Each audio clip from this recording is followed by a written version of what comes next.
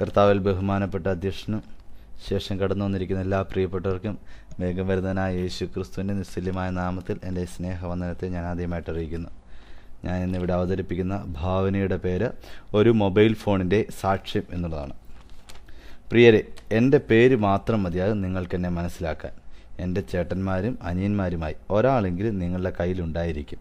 എൻ്റെ പേരാണ് നോക്കിയ mobile phone. കുറേ നാളുകളായി നിങ്ങളോട് ചിലത് പറയണമെന്ന് ഞാൻ വിചാരിക്കുന്നു. ഇന്നാണ് എനിക്കതിന് അവസരം കിട്ടിയത്. നാളുകൾക്ക് മുമ്പ് ഞങ്ങൾ കുറേ പേര് ഒരുമിച്ചാണ് ചൈനയിലെ ഒരു ഫാക്ടറിയിൽ ഉണ്ടാക്കിയെടുത്തത്. വിവിധ വർണ്ണത്തിലും ഗുണത്തിലും സുന്ദര കുട്ടപ്പന്മാരായി ഞങ്ങളെ ഉണ്ടാക്കിയെടുത്തു.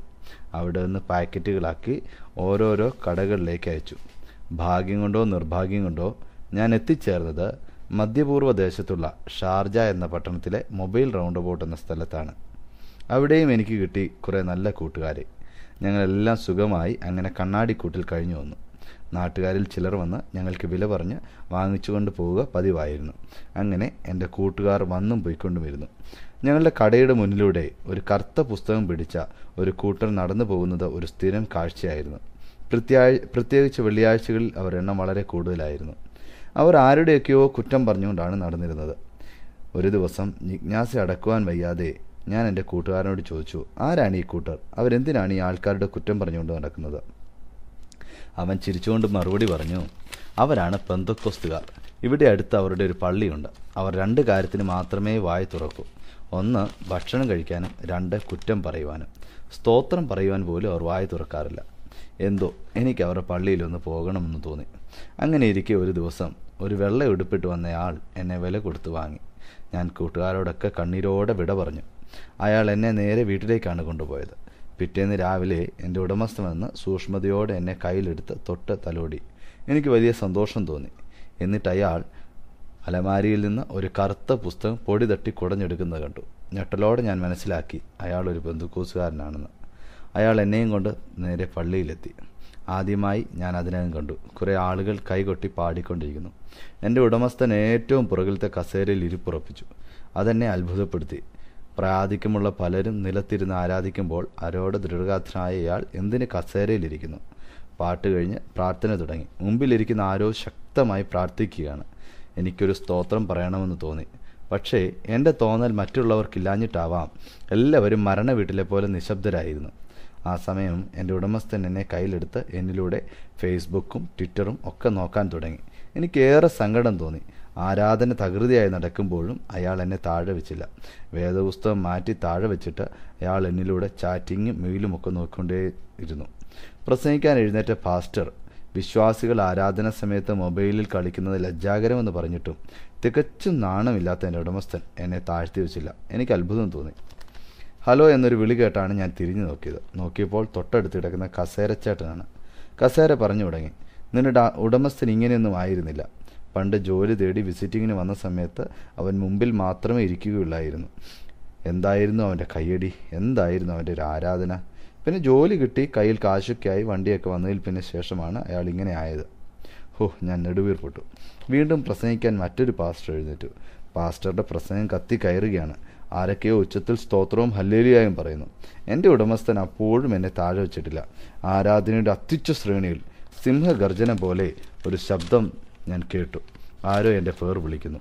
ഞാൻ ഞെട്ടിപ്പോയി. ഞാൻ ചുറ്റും നോക്കി. ആരെയും കണ്ടില്ല. ശബ്ദം വീണ്ടും മുഴങ്ങി, ഞാൻ തേജോമയനായ ദൈവം, ഞാൻ നിന്നെ സാക്ഷിയാക്കി വയ്ക്കുന്നു.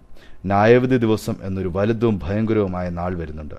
അന്ന് നിന്റെ ഉടമസ്ഥൻ ചെയ്തൊക്കെയും വള്ളി പുള്ളി വിടാതെ നീ എൻ്റെ സന്നിധിയിൽ അവനും സർവ്വസഭയും കേൾക്കി പറയണം. അവൻ ആരാധനയെ അലക്ഷ്യമാക്കി തീഷ്ണതയുള്ള യഹോവയായ എന്നെ നിന്ദിച്ചതും, നിന്നിൽ സിനിമാ ഗാനങ്ങൾ കുത്തിക്കയറ്റി ചെവിയിൽ വെച്ച് തിരികെ കേട്ട് നടന്നതും, നിന്നെയും പോക്കറ്റിൽ തിരുകി അവൻ നടന്ന വഴികളും, നിന്നിലൂടെ സംസാരിച്ചവൻ നടത്തിയിട്ടുള്ള കള്ളക്കച്ചവടങ്ങളുടെ കഥയും, ആരാധനയ്ക്കിടയിൽ നിന്നിലൂടെ സംസാരിച്ച് സമയം പോക്കിയതും, സകല കപടതയും ഒന്നുപോലും വിടാതെ വിളിച്ചു പറയണം. നീ മാത്രമല്ല, തൊട്ടടുത്ത് കിടക്കുന്ന കസേരയും മേശയും മൈക്കും പുൾപ്പിറ്റും സകലവും അവനെതിരായി സാക്ഷി പറയും. നിങ്ങളുടെ സാക്ഷി മൊഴികളുടെ അടിസ്ഥാനത്തിൽ ന്യായാധിപനായ ഞാൻ അവനെ തീയും ഗന്ധകവും കത്തുന്ന തീപ്പൊയ്കയിലേക്ക് തള്ളിയിടും. ഇത്രയും കേട്ട ഞാൻ വിയർത്തുപോയി. അങ്ങനെ ചെയ്യാമെന്ന് ഞാൻ ദൈവത്തോട് വിനയപുരസരം മറുപടി പറഞ്ഞു. ഇപ്പോൾ എന്നെ കേട്ടുകൊണ്ടിരിക്കുന്ന നിങ്ങൾ പലരും ഏതെങ്കിലും ഒരു മൊബൈൽ ഫോണുമായി മല്ലിടുകയാണെന്ന് എനിക്കറിയാം. പ്രിയരെ, എൻ്റെ സഹോദരനായ മൊബൈൽ ഫോൺ നിങ്ങൾക്കെതിരെ ന്യായവിധി ദിവസത്തിൽ കണക്ക് ബോധിപ്പിക്കുമെന്ന് ഞാൻ നിങ്ങൾക്ക് വലിയൊരു മുന്നറിയിപ്പ് നൽകുന്നു. ഈ മുന്നറിയിപ്പ് നൽകിക്കൊണ്ട് ഞാനിവിടെ നിർത്തുന്നു. ദൈവം നിങ്ങളെ അനുഗ്രഹിക്കട്ടെ എന്ന് നിങ്ങളുടെ സ്വന്തം നോക്കിയ മൊബൈൽ ഫോൺ.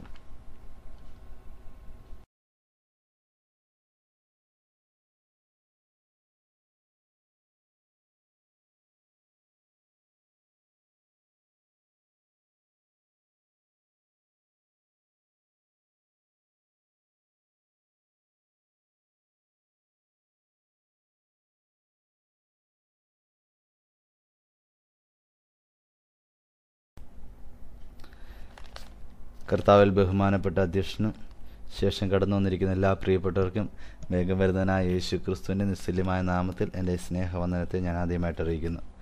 ഞാൻ ഇന്നിവിടെ അവതരിപ്പിക്കുന്ന ഭാവനയുടെ പേര് ഒരു മൊബൈൽ ഫോണിൻ്റെ സാക്ഷ്യം എന്നുള്ളതാണ്. പ്രിയരെ, എൻ്റെ പേര് മാത്രം മതിയാകും നിങ്ങൾക്കെന്നെ മനസ്സിലാക്കാൻ. എൻ്റെ ചേട്ടന്മാരും അനിയന്മാരുമായി ഒരാളെങ്കിലും നിങ്ങളുടെ കയ്യിലുണ്ടായിരിക്കും. എൻ്റെ പേരാണ് നോക്കിയ മൊബൈൽ ഫോൺ.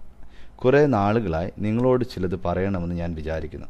ഇന്നാണ് എനിക്കതിന് അവസരം കിട്ടിയത്. നാളുകൾക്ക് മുമ്പ് ഞങ്ങൾ കുറേ പേര് ഒരുമിച്ചാണ് ചൈനയിലെ ഒരു ഫാക്ടറിയിൽ ഉണ്ടാക്കിയെടുത്തത്. വിവിധ വർണ്ണത്തിലും ഗുണത്തിലും സുന്ദര കുട്ടപ്പന്മാരായി ഞങ്ങളെ ഉണ്ടാക്കിയെടുത്തു. അവിടെ നിന്ന് പാക്കറ്റുകളാക്കി ഓരോരോ കടകളിലേക്ക് അയച്ചു.